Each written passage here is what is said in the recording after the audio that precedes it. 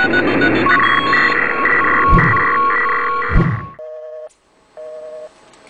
and welcome to another episode of Hakology. Tonight we're going to be looking at errors and handling exceptions using Python. The first thing we're going to look at is syntax errors. The next thing we're going to look at are data errors.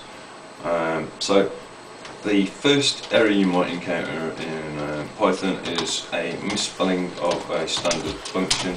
Let's take for instance the print, so I'm going to spell it here with two I's. Hello world, and we'll run that, and you notice that the Python throws us an error and tells us on what line the error was generated and roughly whereabouts the error occurred, with the small arrow underneath the line of code, followed by the syntax error, which tells us invalid syntax. So if we look on that line, we can see print is spelled with two I's, so let's just change that and run it without the two I's, and you'll see it works fine. Exceptions. The first exception we're going to look at is a division by zero error. So if we do 1 divided by 0, you'll notice it throws us an error. That's because it's impossible to divide anything by 0. You can avoid this by checking for 0 before you call the function or within your function. Easy to avoid, easy to check for, and quite easy to handle.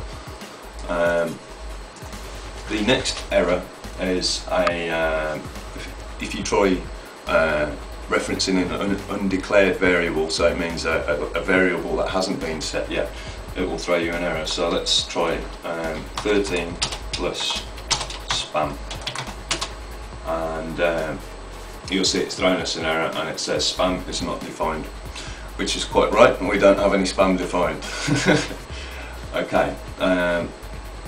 The next type of error is trying to join two different types of data type, which will generate you an error. So let's look at that.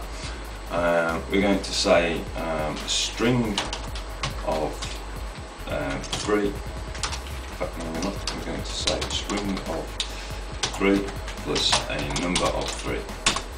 And as you can see, the Python has thrown us an error telling us on line 1 cannot concatenate strings and integer objects.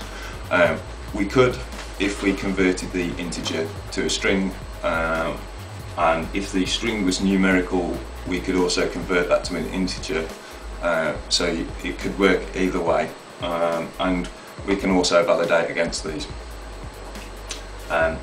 Next we're going to look at handling errors and handling exceptions. So I'm just going to exit from the, sorry, I'm not going to exit, I'm going to quit from the Python. This is a file I made earlier, and basically this shows you how to handle errors in Python. The first line, the try statement, says try, open file, and you'll notice here I've got a file that doesn't exist for reading. And then we say set string equal to f.read, f.close, then print string to the screen. So that's a simple function to read a text file out to the screen. And here you'll notice we have except IO error. So basically, if you run this code without the exception handler, you'll get this IO error generated by Python if the file doesn't exist. So to handle it, we put the try statement at the top with the colon, try and open the file, and then if any errors are generated, we can handle them down here, and you could add extra exception statements down here, you know, division by 0, or any of the other errors that we've handled in the video earlier.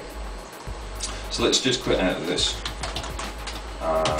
Let's try running errorh.py,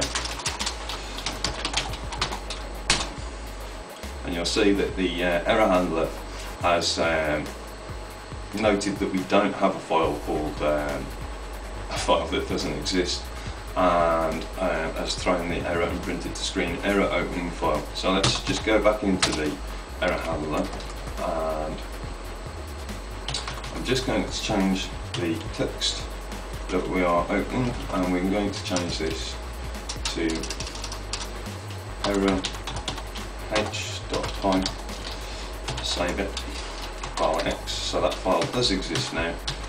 Let's run the file, and you'll see that it's printed the Python code out to the screen. Okay, that just about concludes our look at Python for today and error handling. We're going to look at Python in some future episodes. I hope you've enjoyed what you've been taught. Have fun hacking, and we'll be back soon.